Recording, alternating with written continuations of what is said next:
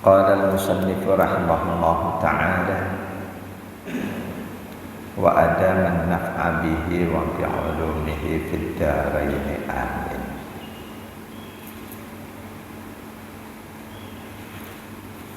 Wa idza ahsasta min nafsika bit tamasuki 'inda mulahadati 'abdil miskin fa'atim nafsaka wa kullaha innaka tad'ina ma'rifatallah wa hubbah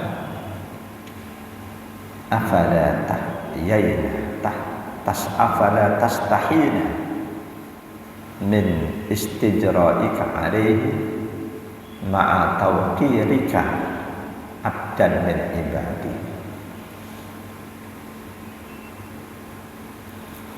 Khusyuk dalam salat. Syekh Abu Lutfi Muhammad bin Abdul Latif bin Umar As-Sabak, beliau menyarankan di antaranya, bahkan ini menjadi upaya terbesar untuk bisa mendapatkan kekhusyuan dalam sholat adalah dengan memikirkan, menghayati, merenungkan setiap gerakan dan bacaan-bacaan sholat kita. Beliau menukil uraian yang disampaikan oleh Al-Imam Al-Ghazali dalam kitab Ihya Ulumuddin. Hal pertama yang harus kita pastikan ketika kita mau sholat adalah posisi menghadap kiblat. Hal pertama yang harus kita pastikan ketika kita mau mengerjakan sholat adalah posisi menghadap kiblat. Manakala kita masih belum pasti dengan arah kiblat kita belum boleh takbiratul ihram.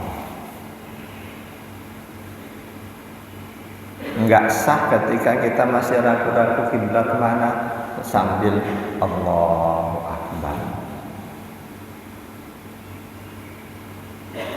Pelajaran di situ, sebelum kita memasuki sholat, kita sudah lebih dulu harus melepaskan semua hal yang lain dari jiwa raga kita.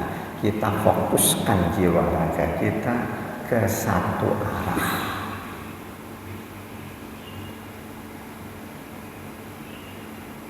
Berpalingnya fisik dari kiblat saja menyebabkan tidak sah, apalagi berpaling hati dari Allah yang akan segera kita sembah.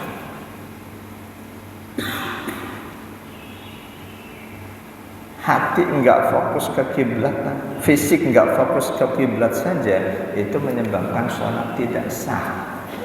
Lebih-lebih hati, di mana dalam interaksi kita dengan Allah, hati menempati posisi yang paling sentral. Kita mengerjakan apapun ketika tidak disertai hati, nggak ada nilainya di hadapan Allah.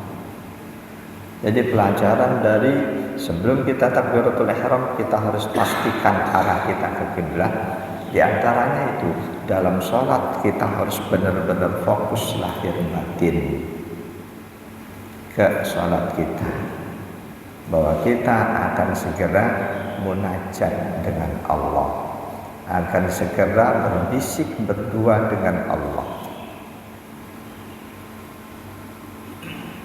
Sesudah pasti kita menghadap kiblat, yang kedua baru Allahu Akbar, takbiratul ihram. Hayati makna takbir, diiringi gerakan kita angkat tangan. Seluruh dunia paham angkat tangan itu gambaran dari seseorang yang pasrah. Angkat tangan gambaran dari seseorang yang pasrah.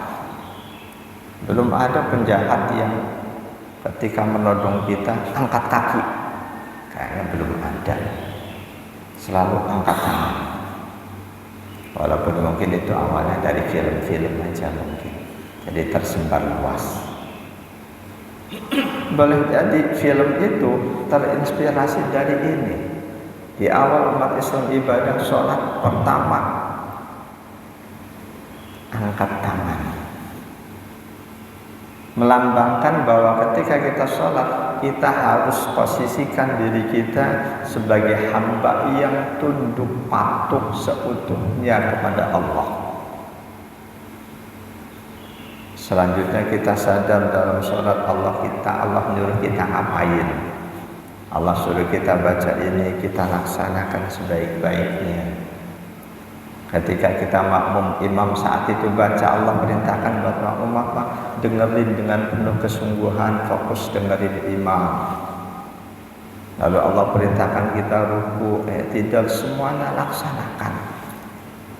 Seperti seorang hamba yang ditawan, dia mengerjakan apapun yang diperintahkan oleh yang menawannya. Sepenuhnya gerakan-gerakan sholat, bacaan sholat kita kerjakan karena perintah Allah.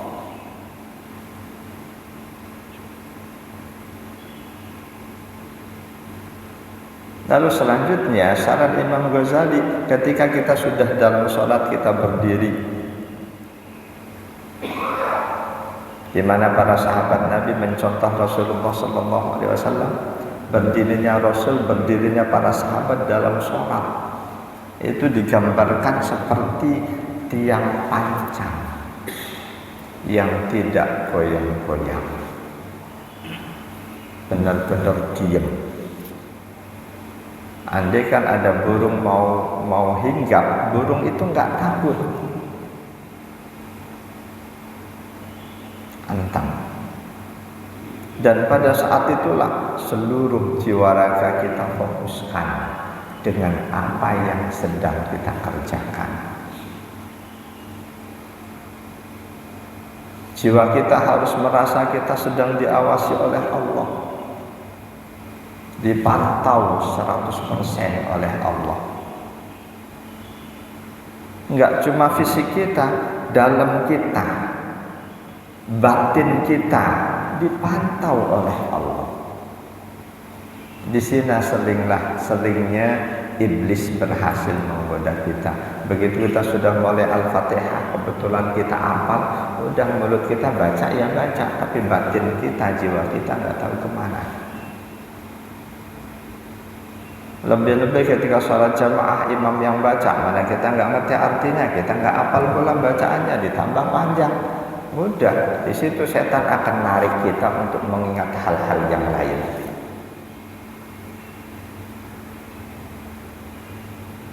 Berkaitan dengan hal itu, Imam Ghazali memberikan satu ilustrasi gambaran yang dengan itu insya Allah kita akan lebih mudah ambil pelajaran untuk diri kita. Wa idza ahsasta min nafsika bitamassuki inda mulahadati 'abdin miskinin fa'atib nafsaka wa qul laha innaka tad'ina ma'rifatallahi wa hubbah afala tastahina min istijra'ika 'alaihi ma'a tawkilika 'abdan min ibadihi.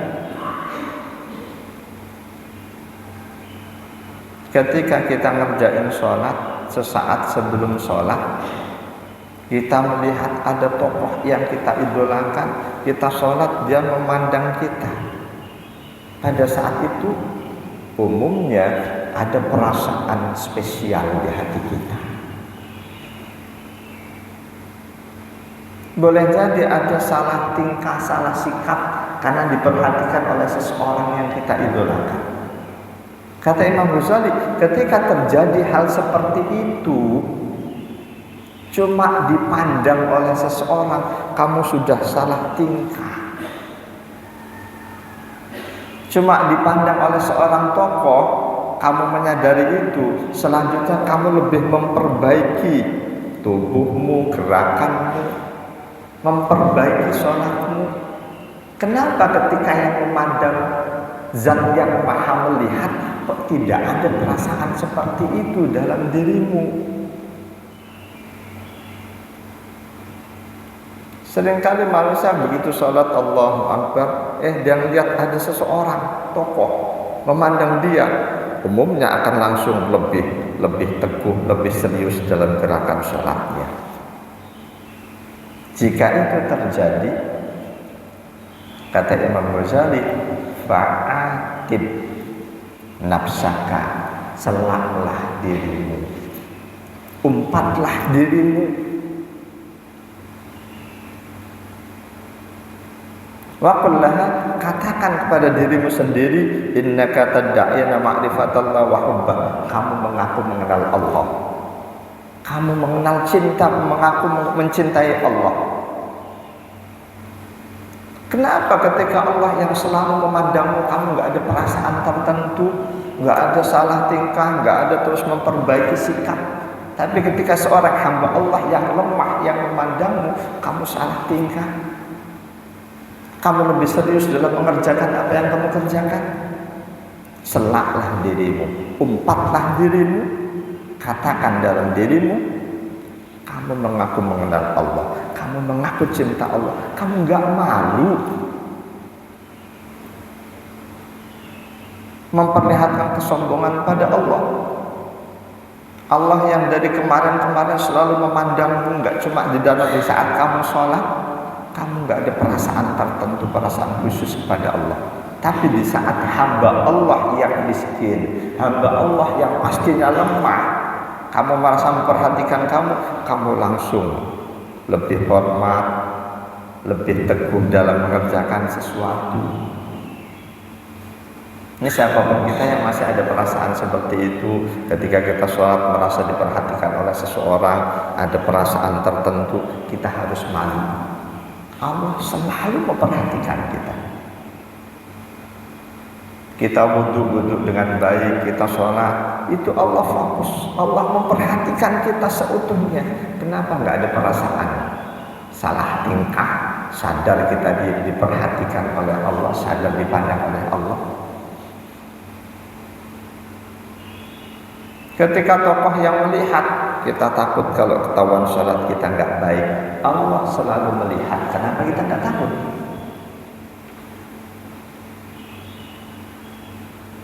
Awatahsaynan nasa wala tahsaynahu.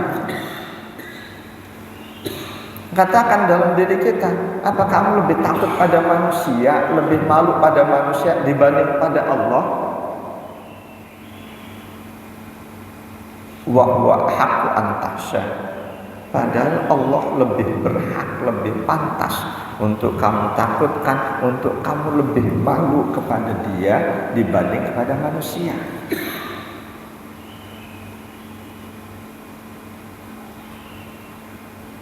Jemaah dan Allah yakum ajmain. Ini yang masih terjadi pada mayoritas manusia, mayoritas kita. Kadang saya pun merasakan itu. Ketika sholat ada tokoh, kita merasa diperhatiin. Kadang bukan tokoh, biasa aja. Kita sholat merasa dia ngeliatin kita, itu sudah ada perasaan tertentu. Ketika itu terjadi pada diri kita harus sadarkan kita salah. Hal itu menggambarkan kita lebih peduli pada seseorang dibanding pada Allah. Kita lebih malu pada seseorang dibanding pada Allah. Kita lebih takut pada seseorang dibanding pada Allah. Padahal yang Allah perintahkan takut itu utamanya kepada Allah. Bahkan sedapat mungkin kita arahkan takut kita hanya kepada Allah, malu kita hanya kepada Allah. Siapapun yang malu pada Allah, otomatis dia akan lebih malu pada selain Allah. Karena siapapun yang malu pada Allah, dia tidak akan melakukan hal-hal yang akan memalukan dia di hadapan makhluk Allah. Ketika kita berakhlak tidak baik, kalau kita malu pada Allah, tidak akan kita berakhlak buruk. Ketika kita ada sombong, kalau malu pada Allah, kita tidak akan sombong. Kita merasa kaya raya sombong. Kalau kita malu pada Allah, Allah Maha Kaya. Semua harta kita milik Allah, cuma dititipkan pada Allah. Enggak ada masalah ketika Allah tiba-tiba mengambil seluruh harta kita, itu sangat mudah.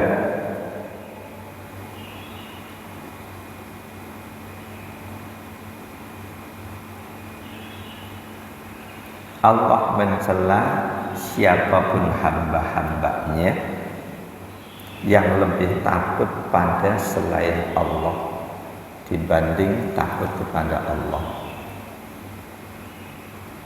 Allah mencela hamba-hambanya yang lebih malu pada selain Allah dibanding malu kepada Allah. Sampai saat ini saya sering jumpai di tengah masyarakat,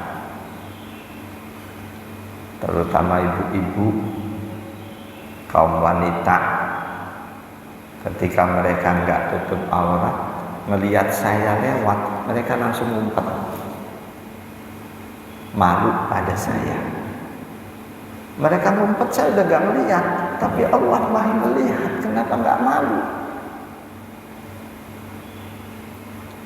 Ada yang ketika begitu melihat udah kepepet, nggak ada kesempatan ngumpet, Pak Ustadz jadi malu nih. Itu satu gambaran. Ibu-ibu itu rajin ngaji. Boleh jadi yang lain seperti itu.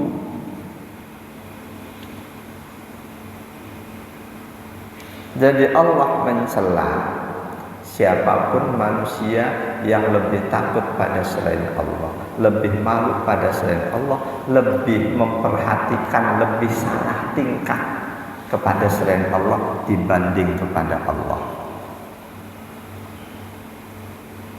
Rasulullah Muhammad SAW pernah enggak lebih takut pada selain Allah dibanding kepada Allah?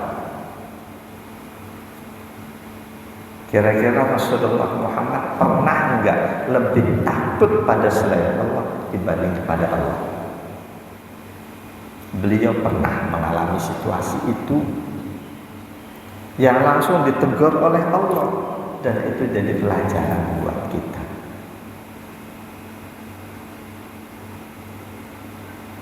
Secara syariat, malu pada selain Allah, lebih malu pada selain Allah dibanding pada Allah, secara syariat itu tidak dosa. Tapi secara akhlak itu aib hati. Aib hati. Sama halnya kita sholat nggak khusyuk, secara syariat itu nggak dosa. Nggak ada ulama fikih yang bilang siapapun sholat nggak khusyuk sholatnya batal, nggak sah, nggak ada. Kalau ulama fikih sepakat berpandangan seperti itu, sholat nggak khusyuk batal sholatnya, kita bisa beres nggak kita ngerjain sholat? Nggak beres, nggak khusyuk batal, kita ulangi Allah. Baru sampai waladhdallin nggak khusyuk lagi, batal ulangi lagi, nggak akan beres. Nggak khusyuk dalam sholat secara fikih nggak batal, tapi secara akhlak ibadah tasawuf itu aib yang sangat besar. Demikian juga kita lebih malu pada selain Allah dibanding pada Allah. Secara syariat, secara fikih itu nggak dosa, tapi secara akhlak tasawuf itu aib. Manusia yang masih lebih takut pada selain Allah dibanding Allah, lebih malu pada selain Allah dibanding Allah, dia tidak akan bisa berada di posisi Abdurrahman,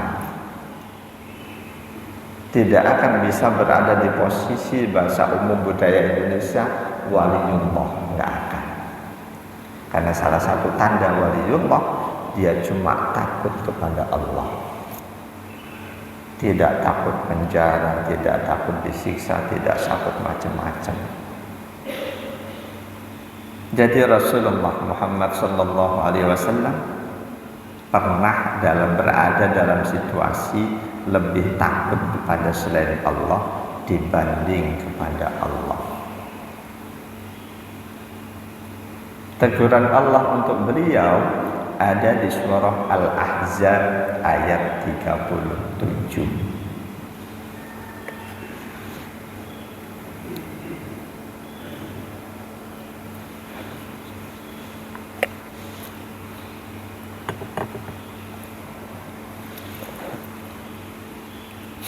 A'udzu billahi minasyaitonir rajim. Wa ittaqulu lilladzi an'ama Allahu 'alaihi wa an'amta 'alaihi amsik 'alaika zawjaka wattaqillaha wa tukhfi fi nafsika ma Allahu mubdihi wa tahshan nas wallahu ahaqqu an tahshah. فلما قضى زيد منها وطرا زوجناكها لكي لا يكون على المؤمنين حرج في أزواج أدعيائهم إذا قضوا منهن وطرا وكان أمر الله مفعولا. Ingatlah dan ambillah pelajaran ketika kamu Muhammad berkata kepada seorang hamba yang sudah diberi nikmat oleh Allah. Seorang hamba yang sudah diberi nikmat oleh Allah, dia diberi hidayah Islam. Wa an'amta 'alaihi, dan kamu juga sudah memberi nikmat kepada dia. Ini Allah sendiri gunakan kata kamu berikan nikmat kepada dia. Allah berikan nikmat kepada dia, diberi hidayah masuk Islam. Kamu berikan nikmat kepada dia, kamu merdekakan dia. Ingatlah dan ambillah pelajaran ketika kamu Muhammad berkata seorang hamba yang sudah diberi nikmat oleh Allah, nikmat Islam, dan juga sudah kamu beri nikmat, kamu merdekakan. Hamba ini semula budak, Allah berikan hidayah masuk Islam, oleh Rasul diberi nikmat berupa dimerdekakan. Zaid bin Harisah,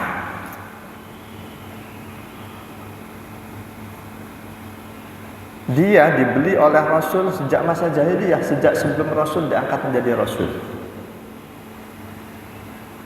Begitu Rasul diangkat menjadi Rasul, Allah berikan dia hidayah menjadi Muslim. Oleh Rasul dimerdekakan. Jadi Zaid bin Harisah ini tawanan sejak masa jahiliyah yang dibeli oleh Rasul sallallahu alaihi wasallam sebelum beliau diangkat menjadi Rasul, lalu dimerdekakan dan diangkat menjadi anak angkat. Terkait dengan sahabat Zaid bin Harisah ini, teguran Allah kepada Rasul di samping di ayat ini, ada di ayat lain kasus yang lain. Ketika Rasul perkenalkan kepada para sahabat, ini Zaid bin Muhammad.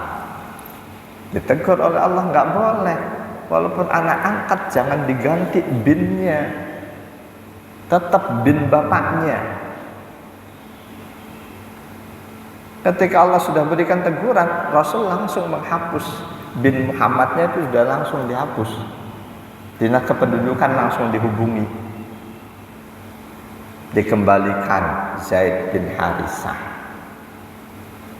Masyarakat Arab saat itu jahiliyah semuanya udah kenal ini anak angkat Muhammad. Selanjutnya sang anak angkat ini punya istri, istrinya cantik. Tapi mungkin karena nggak selevel atau apa, Zaid bin Harisah nggak betah berumah tangga dengan sang istri.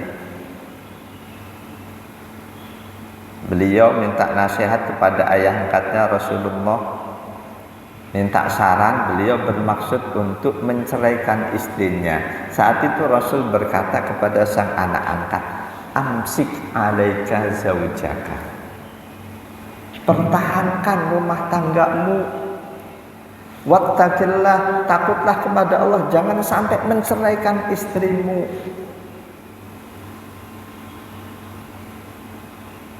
Wa tukhfi fi nafsika wallahu mubdi. Kata Allah, kamu sembunyikan perasaan yang ada di dalam hatimu. Saat itu, setelah diceraikan, sesaat sebelum diceraikan, dalam hati Rasul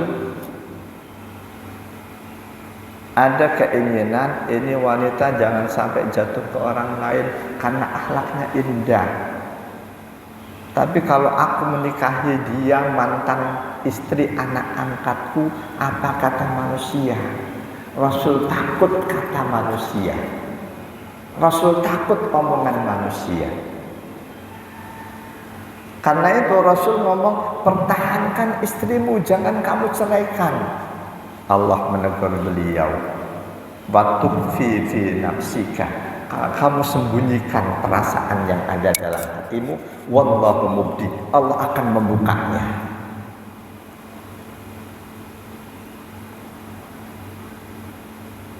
Wa tahsan nas, kamu takut kepada manusia.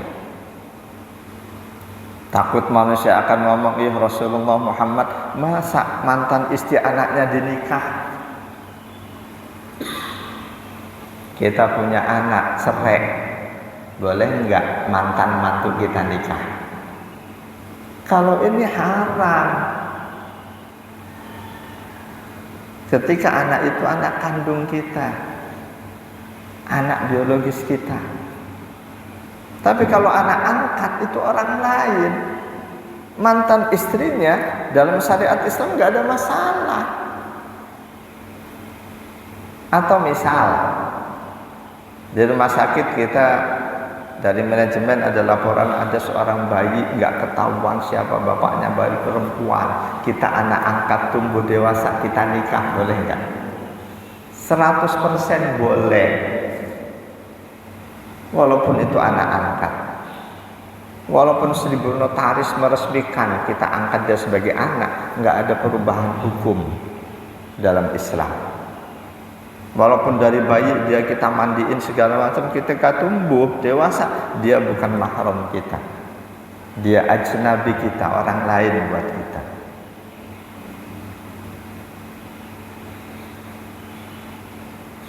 Allah tegur Rasulullah karena Rasul takut apa omongan orang. Wa tahsan nas, kamu takut omongan manusia. Wallahu ahaqqu an takhsha, Allah lebih pantas untuk kamu takuti. Ketika Allah enggak melarang, kenapa kamu takut melakukannya? Hanya takut diomong oleh manusia. Dalam tafsir Jalalain, wallahu ahaqqu an takhsha, Allah lebih pantas untuk kamu takuti fi kulli syai'in, dalam segala hal.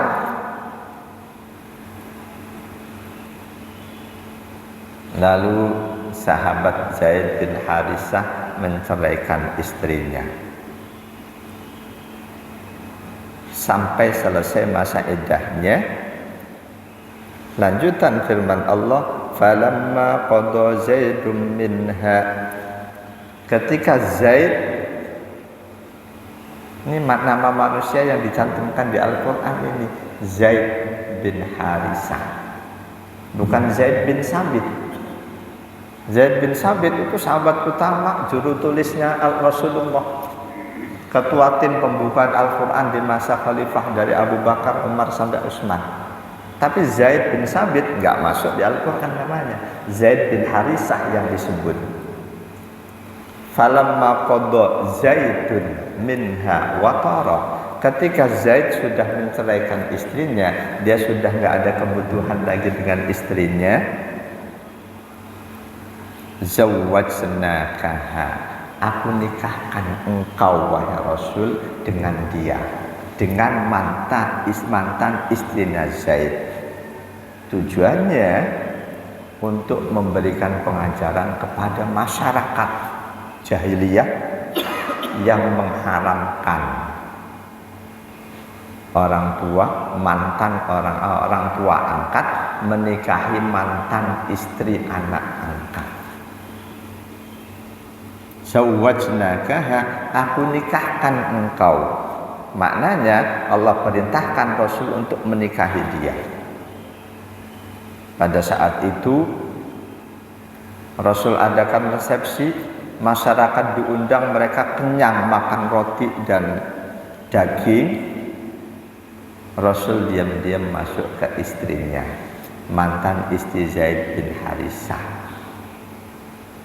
Nah, tujuan Allah memerintahkan Rasul menikahi mantan istri anak angkatnya, likaila yakuna 'alal mu'minina harajun fi azwaji ad'iyaihim idza qadaw minhunna watara, supaya orang-orang mukmin tidak ada perasaan dosa ketika menikahi mantan istri anak-anak angkatnya. Ini harus difahami betul, tapi tidak setiap anak angkat.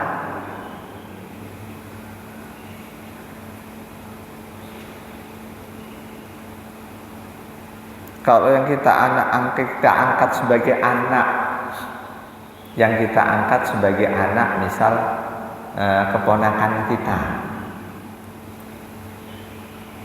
mantan istrinya boleh nggak kita nikah?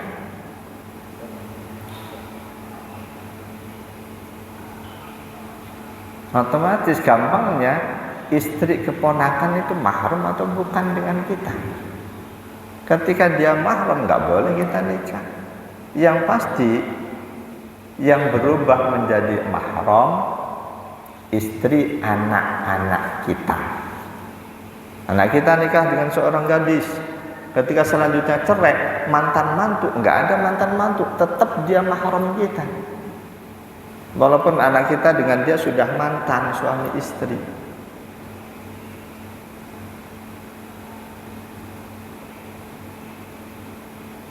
Kalau kita ngangkat anak, memang yang lebih baik mereka yang mahram kita.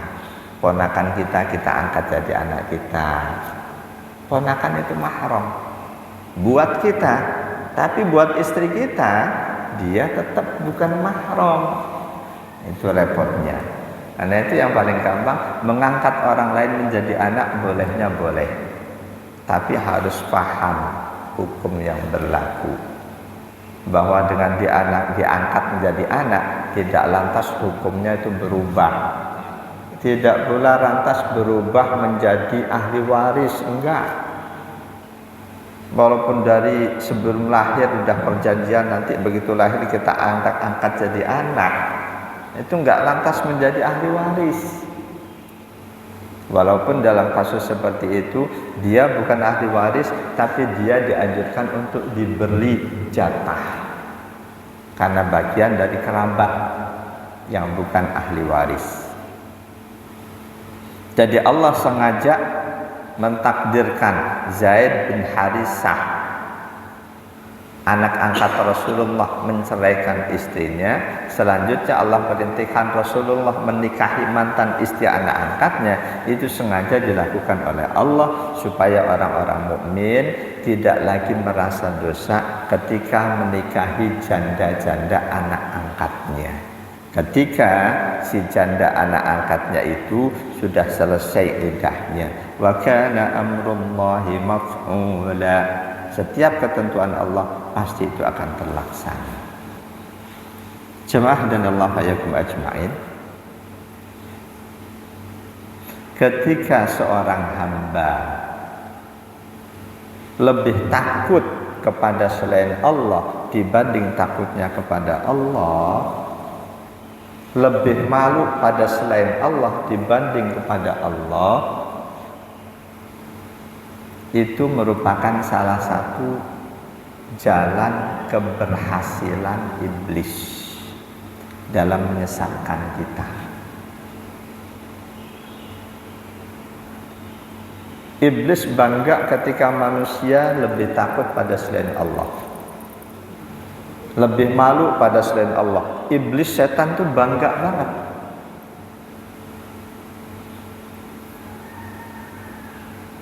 Dan yang memasukkan rasa malu, rasa takut kepada selain Allah lebih dibanding malu dan takutnya kepada Allah, itu juga iblis.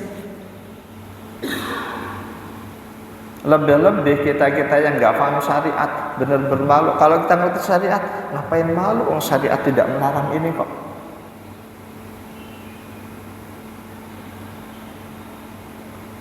Jadi yang memasukkan rasa malu tidak pada tempatnya, itu iblis juga, setan. Di surah Ali Imran ayat 175,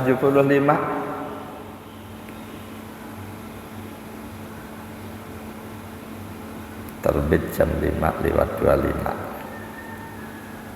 6 menit lagi. Ali Imran 175, A'udzubillahi minasyaitonir rajim. Innama dzalikumus syaitanu yukhawwifu awliya'ah fala takhafuhum wa khafuni in kuntum mu'minin. Innama dzalikumus syaitan. Mereka itulah setan-setan, yukhawwifu awliya'ah, dia memasukkan rasa takut ke dalam antek-antek setan. Ketika kita malu untuk hal-hal yang tidak seharusnya malu, kita malu, kita takut tidak pada tempatnya, berarti kita sudah terbujuk rayu oleh upaya setan. Kita menjadi bagian dari CS-nya setan. Setan nyuruh kita malu dalam hal ini, padahal syariat bahkan akhlak tidak seharusnya seperti itu. Kok kita malu? Kita jadi CS-nya setan. Di kalimat itu, itulah setan yang menjadikan hamba-hamba Allah malu tidak pada tempatnya. Di situ ada wakaf. Wakafnya setelah, tapi lebih baik dibaca lanjut. Bahwa di situ ada katakanlah lampu kuning, kalau toh kita baca lanjut, kurangi, pelan dikit sambil kita lanjut. Artinya untuk ngambil pelajaran dari hal seperti ini nggak perlu berpikir lama, nggak perlu berhenti dulu. Bahwa malu tidak pada tempatnya, takut tidak pada tempatnya, itu setan yang memasukkan perasaan itu ke dalam hati kita. Fala takhafuhum, jangan kalian takut pada mereka. Wa khafuni, takutlah kalian padaku in kuntum mu'minin, jika kalian betul-betul ngaku sebagai hamba yang beriman. Jadi kalau kita masih lebih takut pada selain Allah, malu pada selain Allah, itu menandakan keimanan kita masih jauh. Masih jauh, masih perlu untuk terus ditingkatkan. Jamaah dan Allah yakum ajmain. Jadi ketika kita berdiri sholat, disarankan oleh Imam Ghazali saat itu seluruh jiwa raga kita seutuhnya ada di dalam aktivitas kita, ada di dalam sholat kita.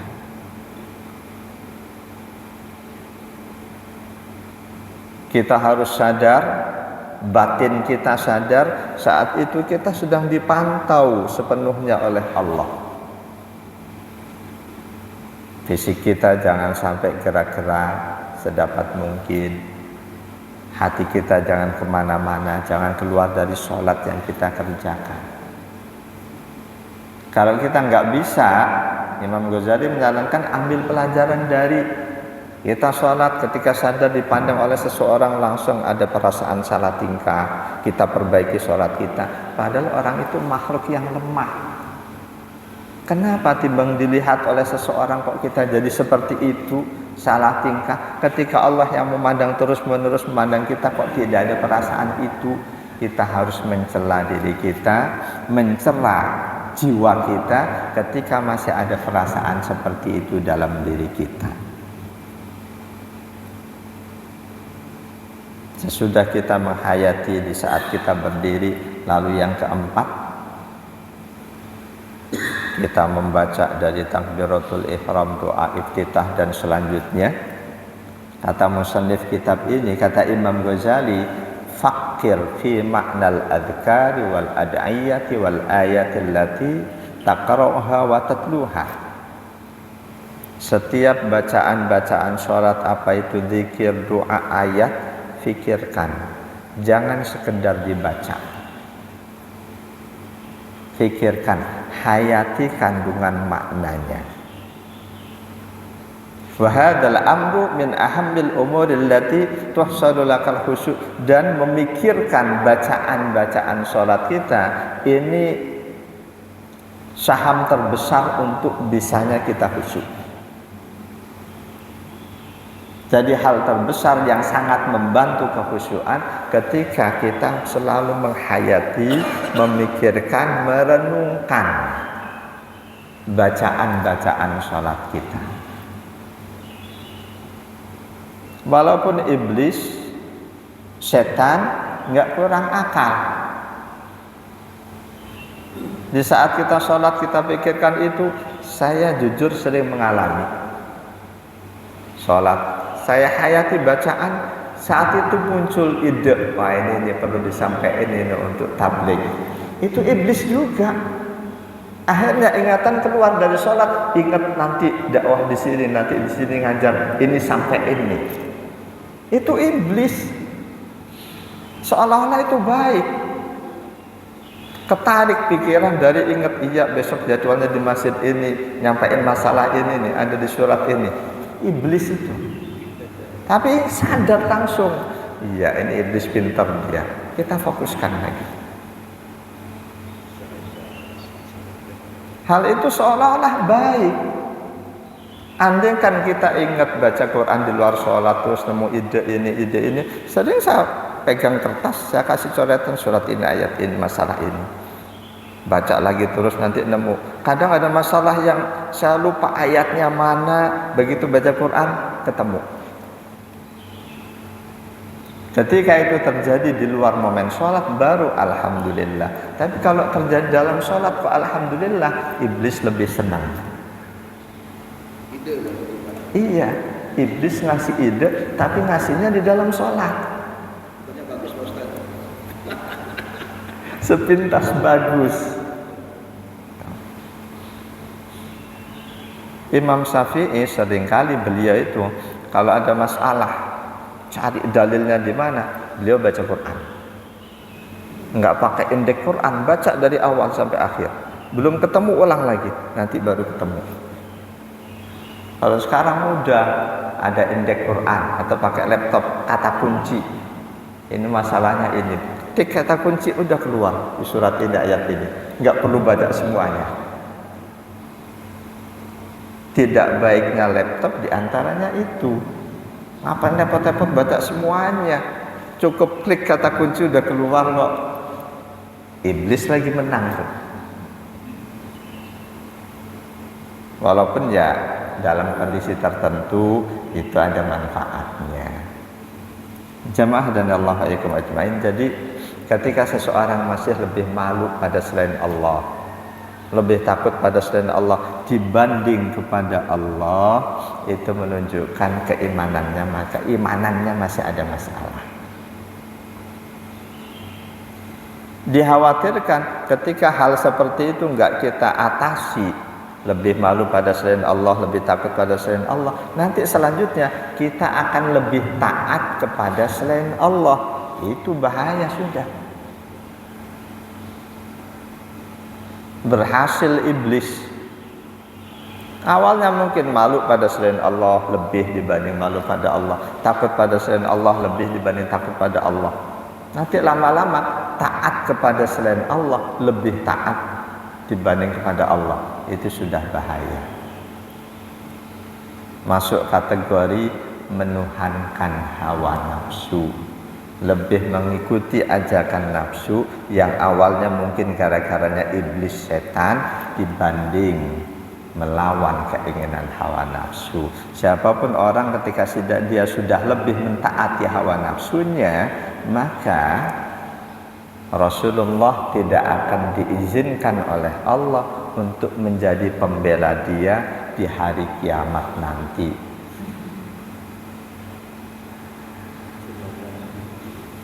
Rasulullah tidak akan diizinkan oleh Allah untuk menjadi pembela dia di hadapan Allah nanti.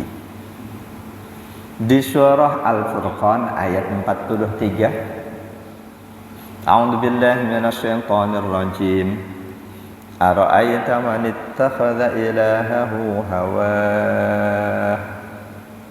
Berhenti di situ. Afa anta takunu alaihi wakila. Perhatikan wahai Rasulullah Muhammad, orang-orang yang menjadikan hawa nafsunya sebagai Tuhan, selalu mengikuti apapun yang diinginkan hawa nafsu. Perhatikan mereka. Afa anta takunu alaihi wakila. Apakah kamu mau jadi pembela buat orang-orang seperti itu? Ini istifham ingkari, artinya jangan pernah kamu menjadi pembela buat orang-orang yang selalu memperturutkan hawa nafsunya.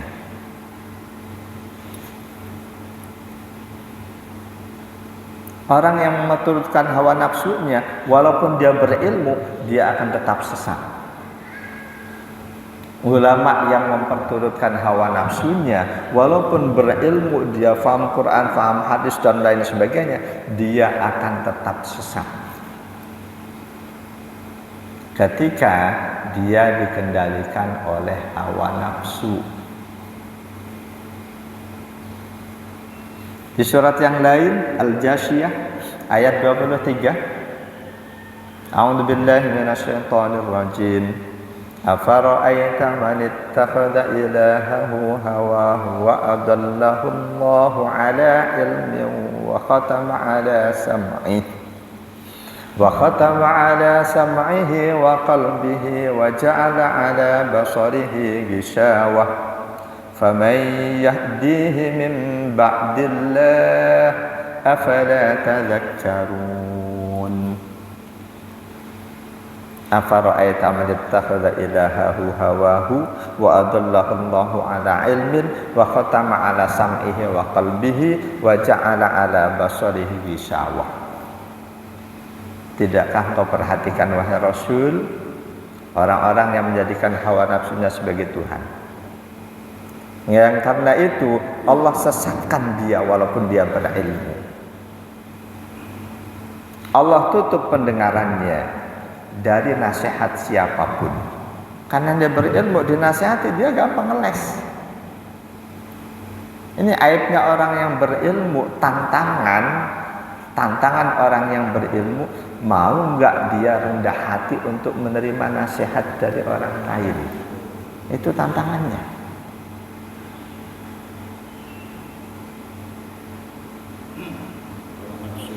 Ya. Hawa nafsu bagian dari kehidupan manusia. Setiap manusia pasti ada nafsu dalam dirinya. Tapi selanjutnya nafsu ada nafsu baik, ada nafsu buruk. Ya, ketika disebut hawa nafsu, ini maksud dari nafsu buruk. Yang baik nafsul mutmainnah. Ada dorongan dalam diri kita untuk sholat, itu nafsul mutmainnah. Dorongan dalam hati kita untuk menghadiri majelis, nafsul mutmainnah. Tapi kebanyakan nafsu arahnya itu buruk kalau tidak kita sadari.